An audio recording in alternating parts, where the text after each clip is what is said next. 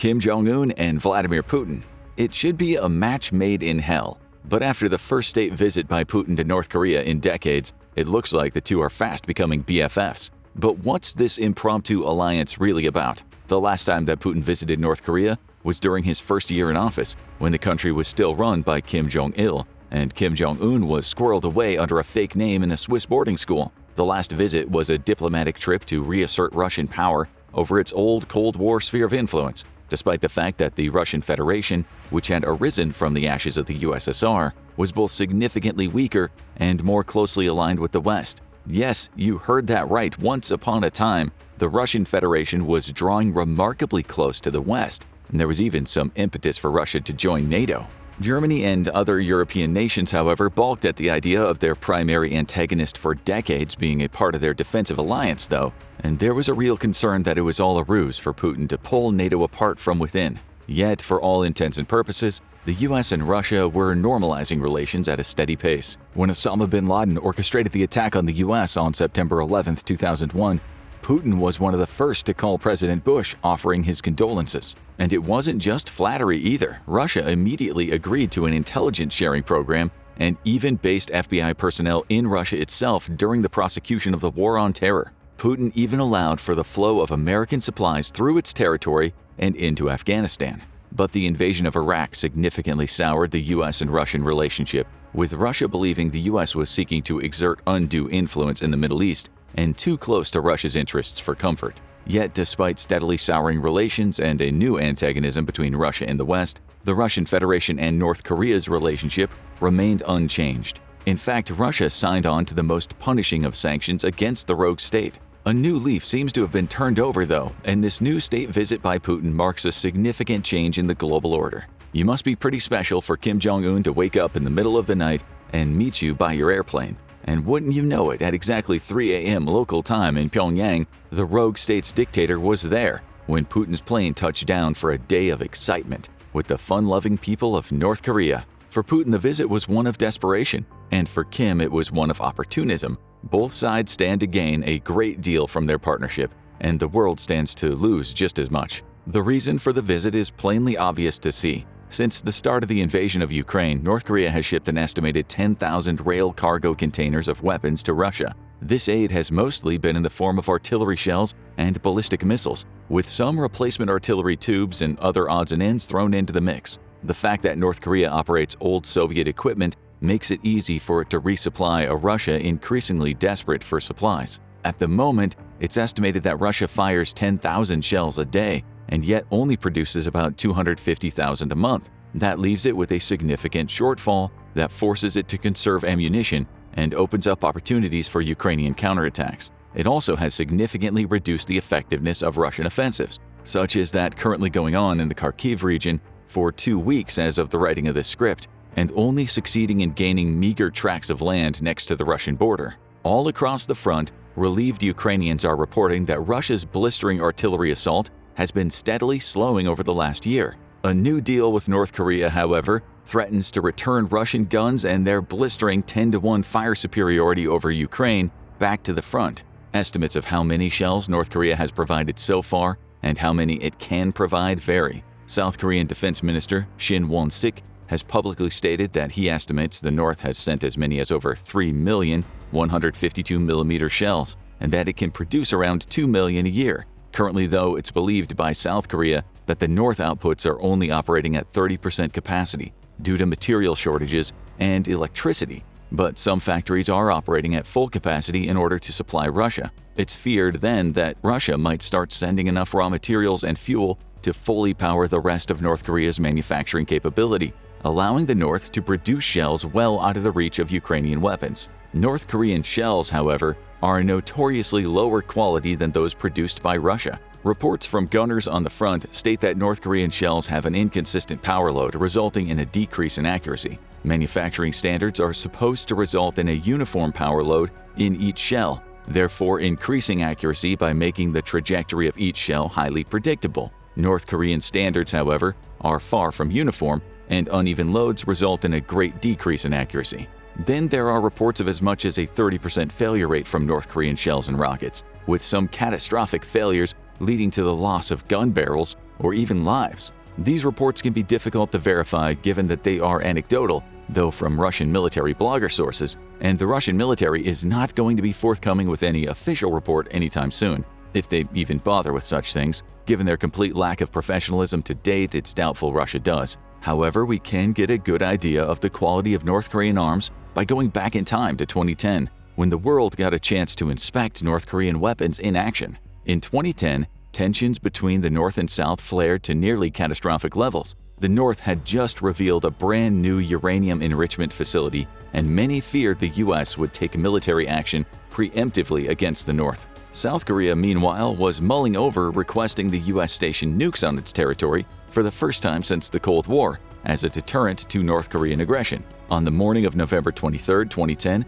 South Korea was running its annual Hoguk exercise alongside its US partners. Early that morning, though, the North contacted the South and inquired if the exercise was an attack on the North, warning that any firing of live ammunition into the waters around Bengyong and Yongpyong Islands would not be tolerated, as the North considered those waters part of its territory. In truth, these islands fell outside of the originally recognized border between the two Koreas, and the South ignored the warning and proceeded with live-fire exercises. At 2:34 p.m. local time, North Korean artillery on the island of Mudo and at Kaemori on the mainland opened fire on the island of Yongpyong.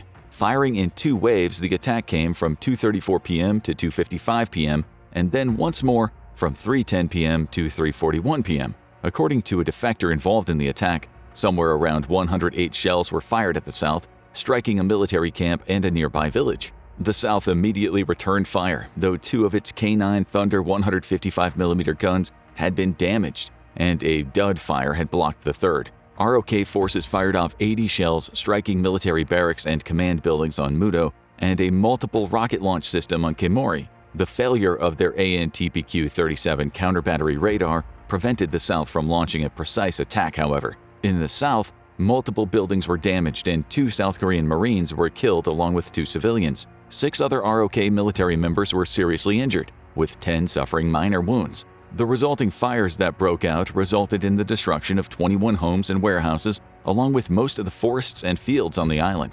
In the north, satellite reconnaissance by the US revealed that the South had been largely ineffective in its response, and claims of as many as 10 KIA and 30 wounded by Southern intelligence were likely overblown. However, we learned about the attack that an estimated half of all munitions fired by the North had actually failed to hit the island, and as much as a quarter of them failed to detonate upon impact. Poor quality control, manufacturing standards, and storage conditions are likely to blame for the abysmal performance of Northern munitions, both in 2010 and today in Ukraine. As has been pointed out, though, when you have enough weapons, you can mitigate the effect of poor quality. At the start of the war, a whopping 50% of all Russian missiles had either failed to detonate or missed their targets, a dud rate well above the less than 1% considered acceptable by the US military. In exchange for weapons, Russia seems set to provide increased amounts of fuel and raw materials to the impoverished North, 2 things that Russia, now the most sanctioned nation in history, has a large stockpile of with few buyers. However, this is believed to be ruffling some serious feathers with Russia's most important partner, China. Since the fall of the USSR, China has prided itself as the one who kept North Korea on a leash. China is the North's largest trading partner and delivers most of its fuel and raw materials. Historically, China accounts for over 90% of the North's total imports and exports. This unique relationship is advantageous to Beijing, despite the obvious drawback of having an unreliable and provocative next-door neighbor armed with nukes. For one, it keeps the United States off balance and acts as a destabilizing force in the Korean Peninsula, which limits America's ability to respond to Chinese aggression in the South China Sea. It also prevents America's ally, South Korea, from fully committing to supporting the US in case of hostilities with China. At any moment, China could let the leash loose on North Korea with disastrous consequences. Yet Russia seems to be threatening this relationship, and Kim Jong-un is all too happy to switch masters, or at least decrease his reliance on China. Kim has often chafed at the degree of control that Beijing has exerted over his ambitions, and opening up relations with Russia could give him the breathing room needed to assert more of his independence. This puts a strain on the Chinese-Russian relationship, though the Chinese foreign minister had read a prepared statement during the Russian visit to Pyongyang stating, in essence, that all nations were free to visit their neighbors and strengthen relations. Much has been made, however, at the obvious neutrality of the prepared statement, which hints that there is significant consternation from China over Russia's visit. Russia, though, may simply be repaying the favor, as China had previously invited Kazakhstan, Kyrgyzstan, and other former Soviet republics to an economic conference and did not invite Russia. These nations have historically been seen as under the Russian sphere of influence, and yet Chinese investments in the region have been steadily outpacing Russian ones. North Korea was only one stop on President Putin's tour of Asia, with the trip continuing on to Vietnam. Putin had come to visit hoping to strengthen Russian and Vietnamese relations. Russia has been a historical provider of Vietnamese arms until only recently, when Vietnam began to look toward the West and the US. For its part, Vietnam is like many nations seeking to avoid a repeat of the Cold War, when nations were forced to choose between one side or the other. But in Vietnam, President Putin made the real reason for his visit to North Korea known. South Korea has been supplying Ukraine with non-lethal aid since shortly after the start of the conflict. Yet as the war intensifies and revelations were made of North Korean missile, rocket, and artillery shipments making their way into the fighting, the Republic of Korea has increasingly mulled over sending lethal aid of its own. Putin and Russians on the front lines would have had a very good reason to fear South Korean lethal aid. While its defense industry is still struggling to break into the global market, South Korean weapons are considered to be of exceptional quality, especially when compared to their North Korean counterparts. In response, Putin announced that he was considering providing North Korea with military equipment if the South decided to send arms to Ukraine. And this has sent alarm bells ringing all the way from Seoul to Washington. An influx of Russian arms into North Korea could destabilize the peninsula, increasing the capabilities of the North's military by an order of magnitude, given their largely obsolete and antique army. There are also fears that this aid could come in the form of directly consulting with the North in the design of long-range ballistic missiles, the type of which could be used to deliver nuclear weapons. It's believed that Moscow has already helped the North with its space program. Last year, Pyongyang launched its first spy satellite, coinciding with warming relations with Russia. It's expected that North Korea's satellite capabilities will only grow from here, and the timing of its expansion strongly hints that it was Russian aid that got them there. Putin did sign a mutual defense pact while he was in Pyongyang, though the extent of that pact is purposefully ambiguous. A similar pact was signed by the USSR and North Korea after the Korean War, and while it implores both countries to, quote, immediately come to each other's aid with all means available, the ambiguous wording doesn't represent an actual defense commitment. This purposeful ambiguity serves to keep South Korea and its allies guessing as to what level of provocation could implore a Russian intervention, and also allows Russia to not truly commit to a disastrous defense of the North in case of a war. Ultimately, Putin's visit is both a stern warning to South Korea and an attempt to flex its international muscles and regain some of the credibility that it long lost in the wake of the invasion of Ukraine. If South Korea agrees to send lethal aid to Ukraine, it risks Russia increasing cooperation with the North and the probable transfer of at least some military technology. It also puts pressure on the US as Russia helps the North with its ability to strike at targets inside of the continental US with nuclear weapons. Lastly, Putin's visit may also be a bit of defiance toward China, whom has officially become a senior partner between the two, a fact that the Russians deeply resent. Now go check out United States vs. North Korea 2024 Military Army Comparison, or click this other video instead.